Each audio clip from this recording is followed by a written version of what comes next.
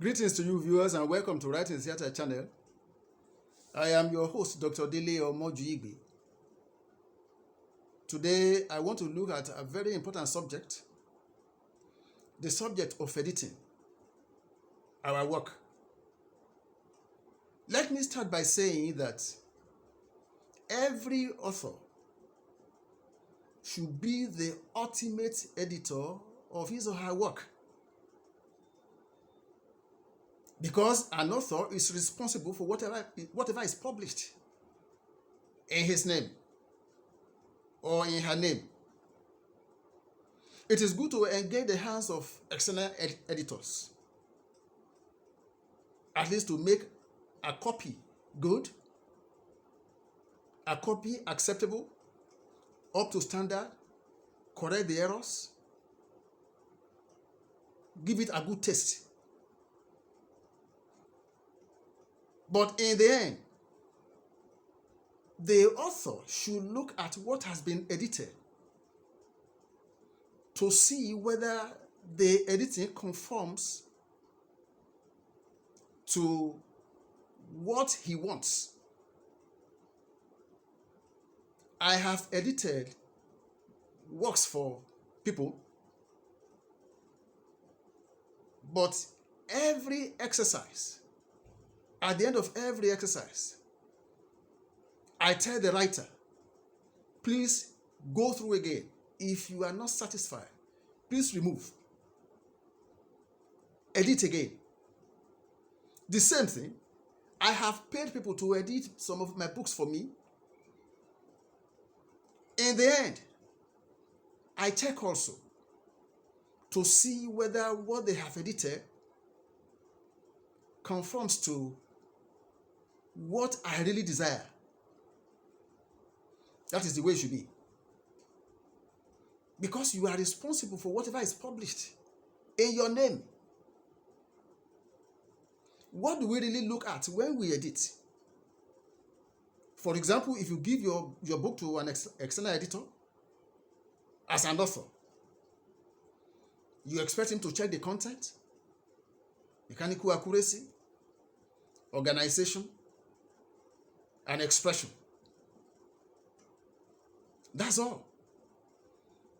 But when it is, for example, a technical book, a professional book is better edited by a professional. I wouldn't, for example, expect a medical doctor to edit a work published by a lawyer unless the doctor is also a lawyer, because there will be some technical terms there, and vice versa. Editing is to make a copy better, but it is not to remove the substance of a book. Now, as an author, why you need to look at what has been edited after you have given an editor your work is because you know the reason for writing. You know the purpose of writing. You know what you want. You know why you have written what you have written. And those things may not be clear to the editor. That is why after an editor has edited your work for you, you need to go over what has been edited to see whether you agree. If you don't agree, make it appear in the form you want it. Because in the end, you are the author. In the final analysis, you are the author. I have edited copies on anthropology,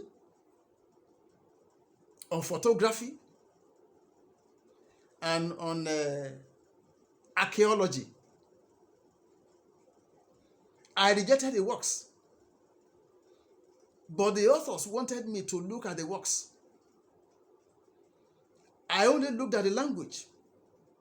I didn't bother to touch the technical areas.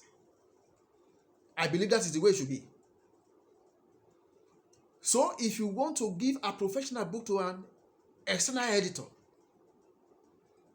I want to suggest that there are some technical terms there that you need to give the keys to. So prepare a key and let the editor have the key, so that when he comes across those technical terms, he won't touch them. I once interviewed a bishop, an Anglican bishop. And then when he was talking, he mentioned something like C. And I wrote SCA. He checked my script and said, no. There is what we call C in the Episcopal. So I had to change the SEA to SEE. It's a name for them. It's a term for them. I didn't know. If he had not seen what I wrote, I would have made that big mistake.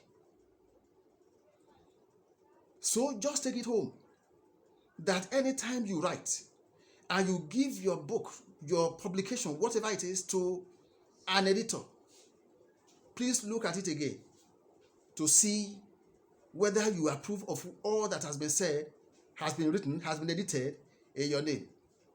Thank you again for listening to me. I think this one will help us, help everyone that is a publisher or a would-be publisher to make our copies better and better for public consumption. Please subscribe to this channel and you can share the video. Until I come your way again next time, I say bye for now.